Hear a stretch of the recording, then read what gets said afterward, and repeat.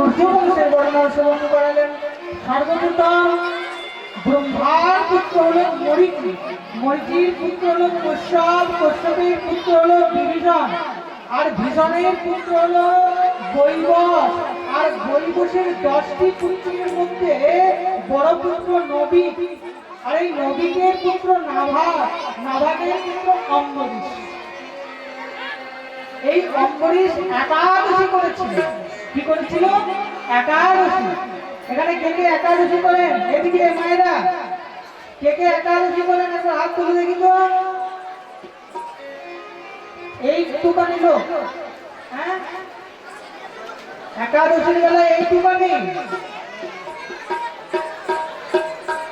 সকলকে একাদশী করার দরকার। 8 বছরের বাচ্চা থেকে 80 বছরের বুড়ো পর্যন্ত যদি কোনো শারীরিক কষ্ট না থাকে,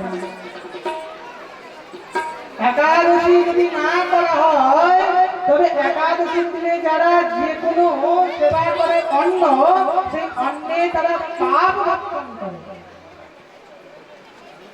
তাই সুতজি মহারাজ সনকাদি মুনিগণকে বলছেন এবং পরীক্ষিতকে সুখদেব মুনি এই একাদশী মাহাত্ম্যের কথা শ্রবণ করালেন।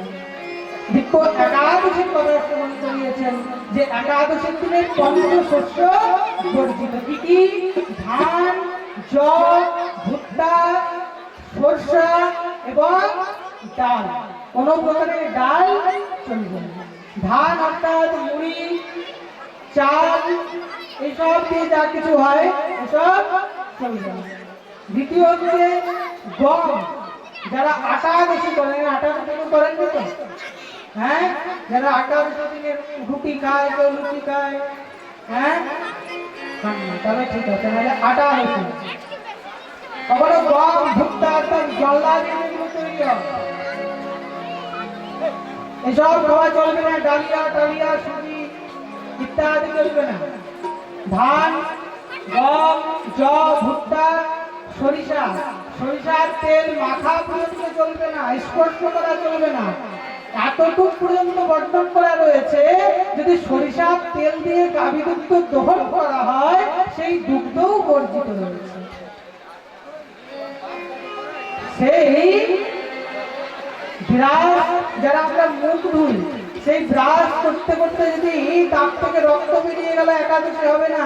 ফল আমান্য করতে করতে যদি হাত কেটে গেল, একাদশী হবে না।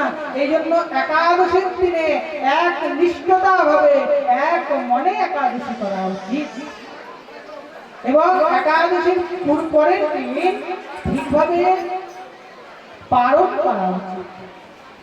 শ্রী অম্বরীশজি মহারাজ একাদশীর পরের দিনে পালন করেছে। এবার পালনের সময় সঙ্গে সঙ্গে দেখতে পেল কি দুর্বাসাজি মহারাজ চলেছে। দুর্বাসা মুনি বললেন, যখন পালনের সময় এসেছেন তো এখানেই পালন গ্রহণ করবেন। তো পালন গ্রহণ করা বলাতেই দুর্বাসা মুনি বলল, ঠিক আছে, আমি স্নান করে আসি। এদিকে পালনের সময় চলে যাচ্ছে।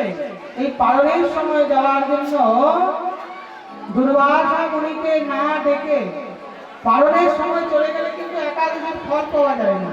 এই জন্য যদি আপনি কোথাও বাইরে থাকেন তো জগন্নাথ মহাপ্রভুর মহাপ্রসাদ নেবেন, নইলে যদি ঘরে থাকেন তো অন্নভোগ গোবিন্দকে দেবেন।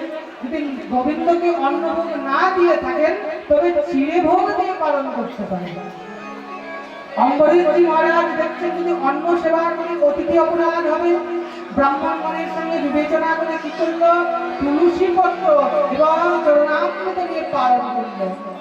যখন এই খবর দুর্বাসা মুনি পেয়েছে, সঙ্গে সঙ্গে নিজের জটা ছিঁড়ে এক অসুরের নির্মাণ করলো, যাকে কৃত্যা বলা হয়। আর যখন এসে এই কৃত্যা তার দিকে অগ্রসর হয়েছে, সঙ্গে সঙ্গে ভগবানের সুদর্শন চক্র দিয়ে সেই কৃত্যাকে ছিন্ন মস্ত টুকরো টুকরো করে ফেলেছে। সেখানেই কৃত্যার গোবিন্দায় নমো নমঃ, সেখানেই কৃত্যার মৃত্যু। এবারে কৃত্যাকে মেরে এবারে দুর্বাসার পেছনে লেগেছে মহারাজ সুদর্শন। ত্রিভুবনে ঠাঁই নেই। ব্রহ্মার কাছে গেল, বলে আমার কাছে কোনো যায় না, হাই কমিশনার কে ভোলানাথ বলে যাও, বলে এখানেও কোনো ঠাঁই নেই। একদম মহারাজ ঠিকানায় যেতে হবে। সঙ্গে সঙ্গে ভগবানের চরণে পড়তে বলছে, আমিও পারবো না, ভক্ত থানে হয়েছে কৃপা। ভক্তের চরণে তুমি অপরাধ করেছো, ভক্তের কাছে ক্ষমা চাও। আবার অম্বরীশের চরণে যখন ক্ষমা চায় তখন দুর্বাসা মুনি মুক্তি পায়।